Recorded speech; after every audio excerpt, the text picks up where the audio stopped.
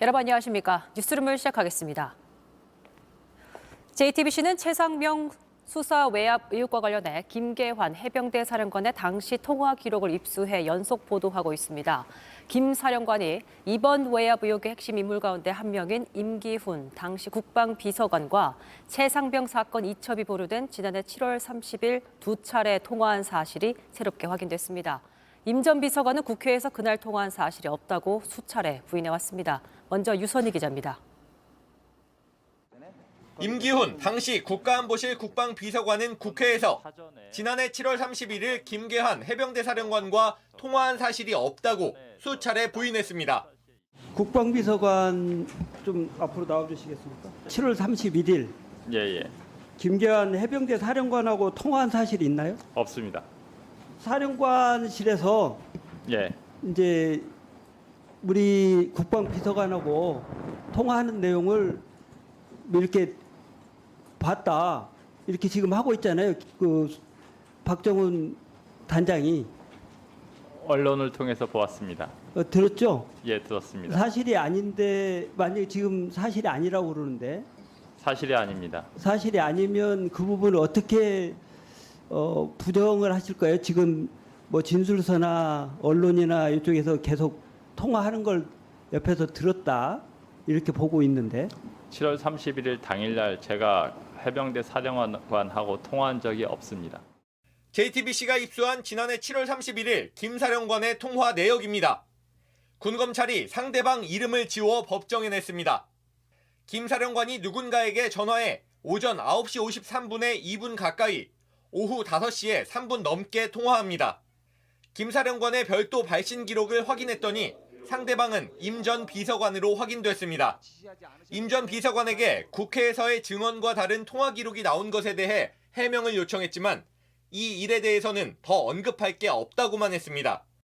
JTBC 유선입니다. 7월 31일 통화가 중요한 건 최상병 사건을 경찰에 넘긴다는 결정을 뒤집고 언론 브리핑을 취소해 이른바 수사 외압 의혹이 처음으로 불거진 날이기 때문입니다. 두 사람의 통화 전후 무슨 일이 있었는지 연지환 기자가 정리했습니다. 지난해 7월 30일 오후 이종섭 당시 국방부 장관은 김계환 해병대 사령관에게 최상병 사건 수사 결과가 나왔고 경찰로 이첩하겠다는 보고를 받고 결재했습니다. 그런데 다음 날 오전 김 사령관에게 수사 결과 이첩을 보류하라고 지시했습니다. 낮 12시쯤 김 사령관은 박 전 단장에게 전화했습니다.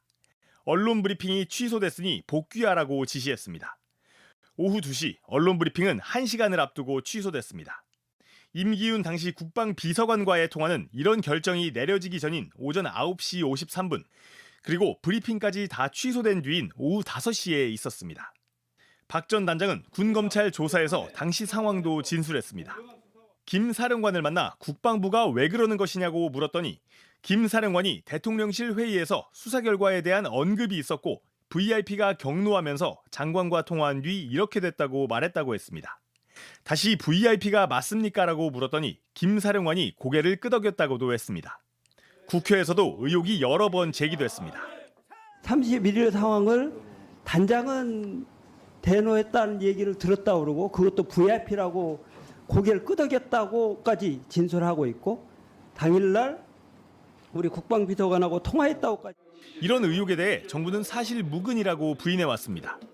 당시 김 사령관과 통화한 임 비서관과 군검찰이 사건을 회수해온 8월 2일 통화한 임종득 국가안보실 2차장은 수사 외압 의혹이 불거진 뒤 얼마 지나지 않은 지난해 9월 초 교체됐습니다. 두 사람의 교체에 대해 대통령실은 최상병 사건과 관계없다고 설명한 바 있습니다. JTBC 연지환입니다. 경북 문경 공장 화재 현장에서 순직한 두 청년 소방관이 오늘 영원한 안식에 들었습니다. 가족과 친지, 동료들이 마지막 가는 길을 함께하며 그들의 숭고한 희생을 기렸습니다. 구석찬 기자가 전합니다. 화재 출동 벨소리에 한치의 망설임 없이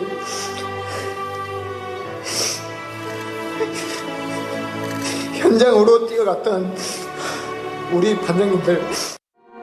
나란히 걸린 사진 속 해맑은 표정. 그 앞에 선 동료 소방관은 눈물을 쏟아내며 제대로 말을 잇지 못합니다. 고 김수광 소방장과 고 박수훈 소방교의 마지막 가는 길은 온통 물음바다였습니다. 친구들은 오열했고 유족들은 가슴을 쳤습니다. 다음 생에는 희생하며 사는 인생보단 너를 우선적으로 생각하고 너무 슬프지만 자랑스럽게 웃으면서 보낼 수 있도록 하겠습니다. 연결식은 경북 도청장으로 엄수됐습니다. 웅구는 태극기로 감쌌고 동료들은 좌우로 도열해 예를 표했습니다. 대통령 조전이 낭독되고 근정훈장도 추서됐습니다. 고인들의 희생과 헌신을 국가는 절대 잊지 않겠습니다. 소방공무원 노조는 말로만 처우 개선을 외치지 말고 실질적인 지원과 예우를 촉구하는 성명을 냈습니다. 소방관도 군인처럼 보국 훈장을 받도록 상훈법을 개정하고 재난 현장을 감안한 인력과 장비 보강에 나서달라는 겁니다. 우리가 말이 국가직이지 지역별로 편차가 굉장히 심한데 소방 교부세는 반드시 증액을 해야 되고. 두 젊은 소방관의 안타까운 죽음에 분향소 네 곳에는 시민들의 추모 행렬이 이어지고 있습니다. 소방청은 오는 7일까지를 애도 기간으로 정했습니다. 경상북도도 모든 직원에게 근조 리본을 달게 하고 조기를 개항했습니다. 두 소방관의 유해는 국립대전현충원에 안장됩니다. JTBC 구석찬입니다. 일단은 제가 흥민이 형한테 차고 싶다고 얘기를 했고 흥민이 형도 바로 오케이를 해줘가지고. 성공하면 영웅, 실패하면 역적이 될 후반 추가 시간의 페널티킥. 누구나 주저할 것 같은데 황희찬이 나섰습니다. 골대 왼쪽 구석으로 공을 강하게 꽂아 넣었습니다. 골키퍼가 방향을 읽었지만 전혀 손을 쓸 수 없었습니다. 황희찬은 지난 16강전 승부차기 때도 네 번째 키커로 나서 경기를 마무리했습니다. 그때는 골대 오른쪽으로 시원하게 찼습니다. 당연히 자신이 있었고 또 거기 그렇게 차기까지의 또 많은 노력과 준비들이 있었기 때문에. 손흥민은 자신이 페널티킥 1번 키커지만 그 상황에선 체력적으로 힘들기도 했고 황희찬이 자신 있게 차고 싶다고 해서 양보했다고 설명했습니다. 가장 떨리는 축구의 순간이지만 황희찬은 페널티킥을 찰 때마다 강심장이었습니다. 6년 전 아시안게임 때도 비슷했습니다. 우즈베키스탄과 8강 연장전 페널티킥을 직접 찼습니다. 당시 손흥민조차도 너무 긴장해서 골대를 등진 채 뒤돌아 있기까지 했습니다. 손흥민은 이번에도 황희찬에게 칭찬을 남겼습니다. 팀에서 상당히 중요한 역할을 맡고 있다는 걸 또 보여주고 싶었고 팀적으로도 도움이 되는 부분이었다고 생각합니다. JTBC 이한길입니다. 애를 태우다 90분이 지나면 물고 늘어지는 축구. 지난 경기를 보면 11골 중 5골이 이때 나왔습니다. 죽다 살아난 것 같다며 이른바 좀비 축구란 말까지 나왔는데 그 이유는 뭘까요? 이재승 기자가 전합니다. 손흥민의 돌파 하나로 얻어낸 페널티킥이 잠잠했던 새벽을 깨웠습니다. 이게 경기 종료 1분을 남겨둔 후반 추가 시간이었습니다. 모두가 졌다고 생각한 순간 일어난 반전이 결국은 연장전 손흥민의 프리킥 역전골로 이어졌습니다. 어떤 축구를 해서 이기는 게 제가 볼 때는 가장 중요한 것 같고요. 우리 축구는 앞서 사우디와 16강전에선 경기 시작 99분 만에 조규성이 동점골로 드라마를 풀어냈습니다. 그전 말레이시아전도 요르단전도 경기가 끝날 무렵 승부를 되돌리는 골이 터졌습니다. 아시안컵에서 5경기를 치르며 11골을 넣었는데 절반 가까운 5골이 정규시간 90분을 넘긴 뒤 나왔습니다. 매번 가슴 뛰는 축구 드라마를 펼쳐낸 겁니다. 좀비 축구다 이런 걸 떠나서 제가 볼 때 팀 능력이라고 생각합니다. 하나로 다 뭉쳐있는 게 가장 큰 장점인 팀이지 않나라는 생각을 해보고요. 죽다 살아나는 이른바 좀비 축구라는 말이 따라붙는데 클린스만 감독은 그 이유를 우리 축구만의 에너지에서 찾습니다. The team deserves every compliment because they fight and fight and fight and try to create that chance and trying to make it happen even if it's down to the last minute. And so it's amazing how they do it. JTBC 이재승입니다. 윤석열 대통령이 불교계에 보낸 선물 포장에 십자가 등이 포함된 논란이 일자 이관섭 비서실장이 직접 조계종을 찾아가 사과하는 일이 있었습니다. 선물은 보내는 사람의 마음만큼이나 받는 사람의 입장도 고려해보기 마련이죠. 하지만 역대 정부마다 대통령의 선물은 크고 작은 논란을 낳았습니다. 백브리핑 최종혁 기자입니다. 애써 일했는데 소용없게 되는 상황? 도루아미타불이라 하죠. 또 받으신 분들께도 저희들이 좀 죄송스럽다는 말씀을 드리고 다시 조치를 또 하겠습니다. 저희들이 많이 부족하고 생각이 많이 짧았던 것 같습니다. 결례를 이렇게 용서해 주시면. 선물을 하고도 사과를 한다? 저도 그 대통령실 선물이 도착해 있어서 확인하면서 깜짝 놀랐습니다. 도루아미타불 말짱 도루묵 상황인가요? 여야 정치참견 보고서 백브리퍼 최종혁입니다. 윤석열 대통령이 설 맞아 각계각층에 보낸 선물입니다. 불교계엔 술과 육포는 제외하도록 신경 썼는데요. 그런데 선물 상자에 십자가와 예수, 묵주까지 다른 종교 상징하는 그림이 가득합니다. 상자 안에는 하나님 감사합니다, 아멘, 기도문까지. 민주당은 명절 선물 하나 제대로 못하는 아마추어 정부라고 꼬집었습니다. 가급적이면 이 정치적 혹은 공직 사회에서는 종교 색채를 두드러지게 나타내진 않고 있는데요. 너무나 십자가가 버젓이 있어서 이거 좀 문제가 될 것 같다라는 생각을 했는데 대통령실은 한센인들에 대한 편견을 극복하고 응원하고자 한센인들이 그린 그림을 담은 거라 설명했습니다. 특정 종교를 우리가 옹호하거나 또는 특정 종교를 편향하거나 그런 의도가 있었던 건 전혀 아니고 일을 하다 보면 눈에 안 보이는 경우가 많이 있어요. 깜짝 놀란 대통령실. 비서실장이 부랴부랴 조계종 찾아가 사과했죠. 저희들이 많이 부족하고 생각이 많이 짧았던 것 같습니다. 결례를 이렇게 용서해 주시면. 보고를 받고 조금은 놀라기는 했는데 빨리 오셔서 이렇게 해명을 해주셔서 다행이라고 생각합니다. 전번에도 한번 이제 그런 다른 정부에서 한번 그런 적이 있었는데 4년 전 자유한국당이 황교안 대표 명의로 불교계에 설 선물 보냈는데 육포였던 적이 있었죠. 조계종에 그런 심려를 끼쳐드린 점에 대해서 대단히 송구하게 생각을 합니다. 배송 과정에 문제가 있었다고 하는데 경위를 철저하게 한번 파악해 보도록 그렇게 하겠습니다. 2년 전엔 윤석열 대통령이 연말 선물로 견과류 보냈는데 죄다 미국산, 중국산이어서 논란이 일었고 행안부가 원산지 검토 잘하겠다고 진화하는 일도 있었습니다. 그러다 이번에 또 도루아미타불 될라 신속하게 사과하고 회수하겠다 한 겁니다. 발송한 선물 기수가 몇 개 정도? 사실 너무 많아서 우리 정확하게 파악을 잘 못합니다. 불교계에도 수백 개라 그래서 일단 저희들이 급히 이제 우체국에다 연락을 해서 불교계 앞으로 가 있는 선물들로 주소되어 있는 거는 전부 다 수독을 시켜서 반송을 하기로 했습니다. 셀 수 없을 만큼 보냈다는 선물. 이곳에서 쉽게 찾을 수 있습니다. 온라인 중고거래 플랫폼에 매물로 올라왔는데요. 20만 원에 팔린 것도 있고 더 높은 가격에 내놓은 분들도 있습니다. 김영란법 감안하면 선물 원가는 약 10만 원 정도로 추정되죠. 지난해 추석된 국민의힘 당직자가 자신이 받게 될 선물을 30만 원에 판다고 올렸다가 논란이 돼 대기 발령나는 일도 있었습니다. 선물을 둘러싼 논란, 사실 처음은 아니죠.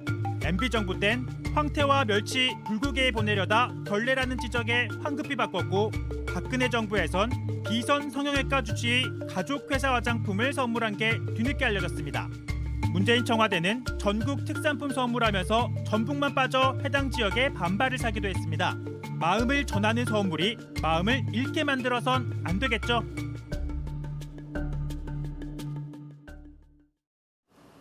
오늘은 이태원 참사 유족들이 정부의 이태원 참사 특별법 거부권 행사를 규탄하는 행진 집회를 열었습니다. 특별법 대신 종합지원 대책을 내놓은 정부를 비판하며 유족들이 바라는 건 진상규명이라고 강조했습니다. 정아람 기자입니다. 오늘 오후 서울광장. 이태원 참사 희생자 합동분향소에서 유족들이 플랜카드 159개를 펼쳐듭니다. 159개는 참사 희생자의 숫자입니다. 플랜카드엔 거부권 통치 막아내고 민주주의 지켜내자, 이태원 참사 진상을 규명하라 등이 적혀 있습니다. 최근 윤석열 대통령이 이태원 특별법에 대해 거부권을 행사한 걸 규탄하러 모인 겁니다. 이태원 특별법은 참사의 진상을 규명하고 재발 방지를 위한 특별조사위원회를 설치하는 내용이 담겨 있습니다. 하지만 윤 대통령이 거부권을 행사했고 정부는 피해자 지원금 등을 중심으로 한 종합대책을 추진하겠다고 발표했습니다. 유족과 시민단체는 반발했습니다. 저들은 우리 유가족들의 바람인 진상규명을 가장 모욕적인 방법으로 거부하는 것도 모자라 발가벗은 저희들을 댓글부대의 먹잇감으로 내던졌습니다. 이 땅의 정당이라면, 나라를 위한 정당이라면 생명과 안전을 위한 이태원 참사 특별법을 거부할 명분이 없습니다. 유족들은 2인 1조로 플랜카드를 들고 서울광장에서 정부청사까지 행진했습니다. 이태원 참사 시민대책회의는 정부 규탄을 위한 추가 단체 행동을 논의하고 있다고 밝혔습니다. JTBC 정아람입니다. 한때 소련의 바다라고 불린 발트해가 사실상 나토의 호수로 변했습니다.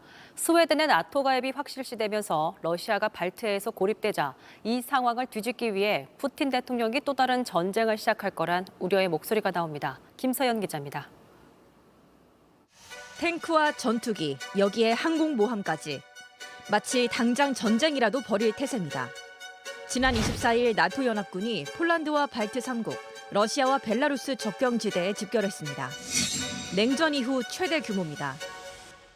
Steadfast Defender 24 will be the largest NATO exercise in decades, with participation from approximately 90,000 forces from all 31 allies, plus our good partner Sweden.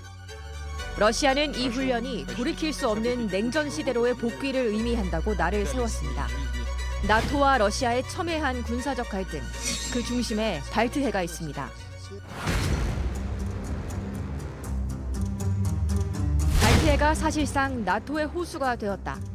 스웨덴의 나토 가입 비준안이 트리키의 의회를 통과한 지난 23일, 영국 일간지 가디언은 발트해를 둘러싼 상황을 이렇게 묘사했습니다. 나토는 2차 대전 후 미국과 캐나다 그리고 유럽 국가들이 창설한 군사 동맹입니다. 소련 붕괴 후 동쪽으로 세력을 확장하며 러시아를 견제해왔습니다. 러시아가 우크라이나를 침공한 이후론 북유럽의 중립국으로 남아있던 핀란드와 스웨덴도 나토에 손을 내밀었습니다. 나토 세력을 저지하기 위해 우크라이나 전쟁을 시작한 푸틴 대통령의 의도와는 정반대 상황이 펼쳐진 겁니다. Putin's aggression against Ukraine has been an abject strategic failure for Russia. How it is in fact precipitated the very things that Putin sought to prevent. He wanted to shrink NATO. It is now larger and getting larger still. It is stronger than it's ever been. 발트해는 옛 소련의 발틱 함대가 위용을 떨치던 해상 전략적 요충지입니다. 이런 발트해가 나토의 손아귀에 넘어가게 된 상황을 러시아가 가만히 두고 볼 리 없죠. 최근 푸틴 러시아 대통령은 발트해에 남은 유일한 러시아 영토 칼리닝그라드를 방문했습니다. 칼리닝그라드는 원래 독일 땅으로 철학자 칸트의 고향으로 알려져 있지만 2차 대전 이후 러시아령이 됐습니다. 푸틴 대통령은 우방국인 벨라루스 대통령과도 만나 연합국가 논의에 속도를 내고 있습니다. 지난해 러시아는 칼리닝그라드와 벨라루스에 전술 핵무기를 배치해둔 상태입니다.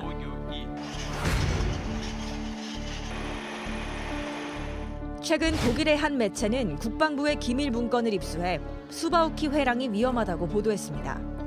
발트해에 고립된 칼리닝그라드와 벨라루스를 연결하기 위해 러시아가 수바우키 회랑을 공격할 수 있다는 겁니다. 이렇게 되면 발트 3국이 러시아 세력에 포위되는 꼴입니다. 러시아가 우크라이나 다음 먹잇감으로 발트 3국을 넘보고 있다는 분석이 나오는 이유입니다. 실제 발트 3국은 최근 러시아의 행보에 상당한 위기감을 드러내고 있습니다. 러시아계 인구가 전체의 4분의 1에 달하는 이들 국가에서 러시아가 우크라이나에서 그랬던 것처럼 내분을 일으킬 가능성도 제기됩니다.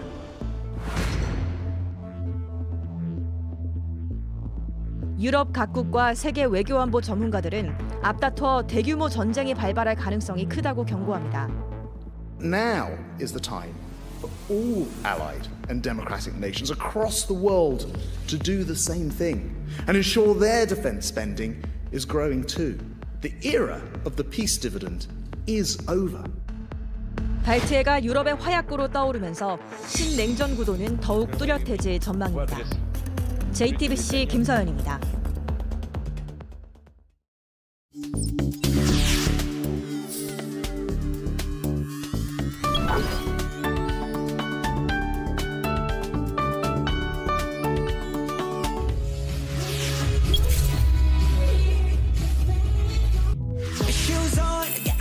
a cup of milk, let's rock and roll. This fake love, fake love, fake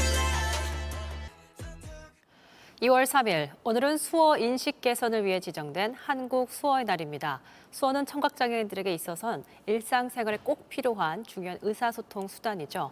그런데 이 수어로 K-팝을 노래하는 분이 있습니다. 수어 아티스트 후지모토 사오리 씨 모셨습니다. 안녕하세요. 안녕하세요. 반갑습니다. 반갑습니다. 사실 시청하고 계신 많은 분들이 수어 아티스트로 오늘 저희가 모셨긴 했지만 축구 선수로 알고 계신 분 많으실 것 같아요. 네. 자기소개 조금 부탁드려도 될까요? 네, 안녕하세요. 저는 한국에서 방송인 그리고 수어 아티스트로 활동하고 있는 일본에서 후지모토 사오리라고 합니다. 네. 반갑습니다. 수어 아티스트, 어떤 걸 주로 하시는 건지 저희가 앞서 보긴 했지만 왜 수어 아티스트가 되셨는지도 좀 궁금하고요.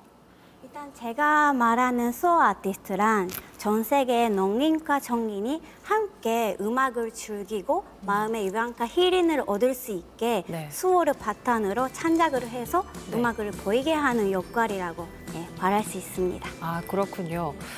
사실 다른 나라의 말을 그냥 하는 것도 어려운데, 배우는 것도 어려운데 네. 그걸 또 수어로 번역해서 하시는 거잖아요. 네. 한국 수어에 관심을 좀 갖게 된 계기가 또 뭐였을지 궁금해요. 네. 이게 제가 한국에서 활동하게 된 계기가 되기도 했는데요. 2018 평창 동계올림픽 및 패럴림픽 그 네네. 홍보대사 일본 대표로 위촉돼서 네. 활동을 한 것인데 그때 특히 패럴림픽 선수들이 넘어져도 일어나서 계속 그 경기를 하는 모습에 정말 충격을 받고 네. 아 저도 한국에서 뭔가 의미 있는 일을 해야겠다라는 생각을 한 것과 네. 또 그 현장에서 수어 통역을 하시는 모습을 봤어요. 그래서 아 수어가 나라마다 다르구나라는 걸 알게 되었고 제가 한국어를 배웠기 때문에 할 수 있는 한국 수어를 배워서 여기서 활동을 하면 조금 더 의미 있고 희소성 갖고 활동할 수 있지 않을까라는 생각을 해서 배우게 되었습니다. 네, 사실 근데 평창 동계올림픽 2018년도 때만 해도 한국어가 지금보다 조금 더 서툴었는데 많이 한국말 넣으시고 네. 수어도 더 많이 넣으시기도 했나요? 네. 어떤가요? 네, 그렇죠. 한국어도 많이 늘었고 아무래도 수어도 공부하려면 한국어도 이해를 돼야 할 수 그쵸. 있는 부분도 많기 때문에 네. 네, 많이 공부를 했습니다.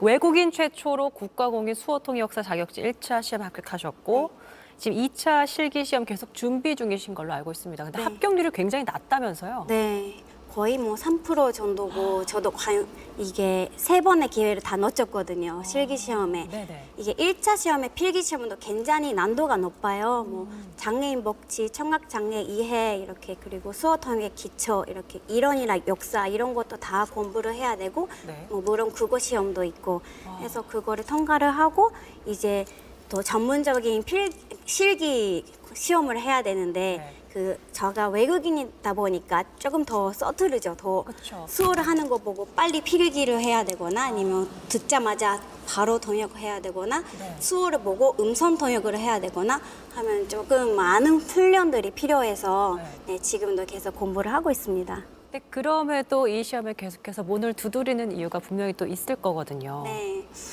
이게 어떻게 보면 농인분들의 모국어이다 보니까 제가 이렇게 일본 사람인데 그 오해를 받는 것도 좀 조심스러웠고 조금 더 제가 깊이 있게 논문화, 논사회, 한국 수어에 대해서 배우는 것이 좀 농인분들에 대한 예의이기도 하다라는 생각을 했고 네, 그런 좀 도전을 하게 되었죠. 아, 본인이 부족한 뭔가 아쉬운 부분이 있을 수 있으니 그걸 채우기 위해서 노력을 해오셨다. 네. 근데 앞서 저희가 영상을 좀 봤지만 BTS 음악이 좀 자주 들렸습니다. 네. BTS 음악을 활용한 퍼포먼스 영상이 정말 많은 사랑을 받고 있는데 이 영상을 보시는 청각장애인 분들의 반응도 사실 궁금하고 굉장히 좋아하실 것 같고 함께 즐길 수 있으니까요. 네, 사실 저는 완전히 통역을 하는 게 아니라 조금 더 창작해서 퍼포먼스를 하는데 그 BTS의 음악을 좀 수어로 그렇게 가치 있게 표현해줘서 고마워요라는 이런 말들이 조금 인상적이었고 네. 또 가족에 청각장애가 있는 친구가 있지만 이런 영상을 접하게 돼서 너무 행복하다. 네, 이런 말들이 많이 들었습니다. 굉장히 이게 부분마다 되게 박력 있게 추시기도 하고 저희가 오늘 짧게 또 저희를 위해 준비해 주셨다 들었습니다. 네. BTS의 Permission to Dance. 제가 부탁드려도 될까요? 네, 잠깐 보여드리겠습니다. 네네네. 노래 주시죠.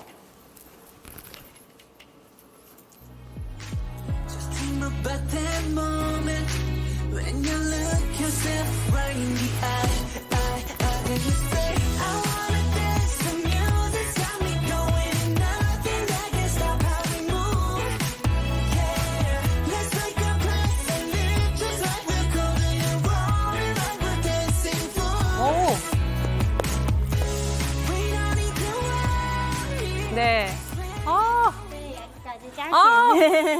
이게 문인가요? 문 할 때 이렇게 하셔가지고. 아, 이게 못하다라는 수어예요. 못하다라는 수어예요? 네. 아무도 나를 이렇게 약간 강압적으로 할 수 없다. 나는 자유다. 이런 약간 자유를 좀 표현하는 그런 가사죠. 중간중간 춤 추시면서도 숨 좀 고르세요. 네. 이게 제가 어떻게 하냐면 음악을 제가 일단 해석을 해서 제가 이해를 한 다음에 수어로 좀 번역을 해요. 그 다음에 리듬에 맞게끔 더 아예 가강에 버리는 부분은 버리고 좀 안무를 만들고 그렇게 표현을 하고 있어요. 저희가 너무 격렬한 또 춤을 수어와 함께 수어 아티스트시니까 퍼포먼스를 보여주셔서 바로 또 말씀하시니까 격렬한 보시기. 네, 온몸으로 표현을 하는 거죠. 온몸으로 정말 표현을 해주셨습니다. 표정과, 몸과. 맞아요. 이래서 사실 사오리 씨 이렇게 해주시기 때문에 또 많은 수어 청각장애인 분들도 그렇고 수어를 공부하시는 분들도 더 많은 관심을 갖게 되실 것 같아요. 어떤가요? 맞아요. 제가 하는 역할은 이렇게 수어에 대해서 관심 갖게 하는 역할, 그리고 너무나 논사에 대해서 관심 갖게 하는 유도하는 역할, 그런 역할을 할 수 있으면 좋겠다라는 마음으로 활동하고 있어요. 네, 정말 잘해주시고 계신 것 같습니다. 네, 여기까지 듣겠습니다. 자, 오늘 사실 클로징은 저희가 사오리 씨와 함께 인사드리도록 하겠습니다. 앞으로도 응원하겠고요. 자, 뉴스룸이 준비한 소식은 여기까지입니다. 시청해주신 여러분 고맙습니다. 여러분 봐주셔서 감사합니다. 고맙습니다. 네, 시청해주신 여러분 고맙습니다. 네.